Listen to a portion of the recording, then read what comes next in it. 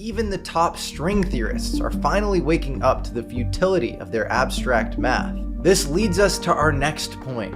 Unorthodox thinking does not scale with IQ. Unfortunately, a bunch of really smart physicists have been led like sheep to slaughter into the wrong frameworks, and as a result, they've contributed nothing to society.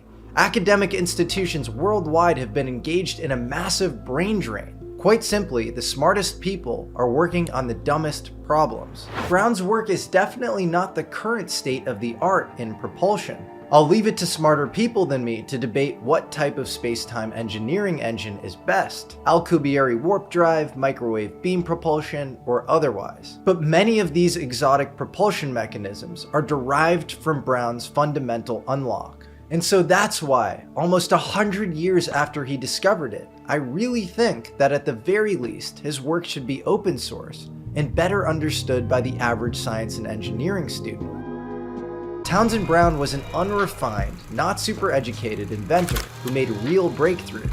So in that vein, I'd like to offer a $50,000 bounty to anyone who can prove the Biefeld-Brown effect under two conditions. Number one is the person has to conduct the experiment in a vacuum chamber to prove that the thrust effect isn't due to ion wind.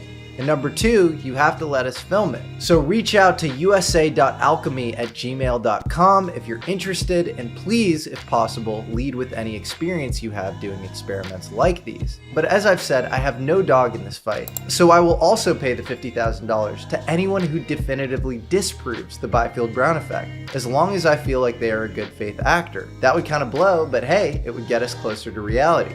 Again, as a BA in history who rarely attended his college courses and has completely armchair takes on physics, I'm not sure whether Brown's experiments made their way into deep black aerospace in the form of exotic ionic propulsion or more fundamental gravity manipulation. But I think either makes him dramatically more interesting than his blatantly manipulated Wikipedia page, and both would probably lay better foundations for an alternative lineage of very advanced aviation propulsion that represents a better future path to interplanetary travel.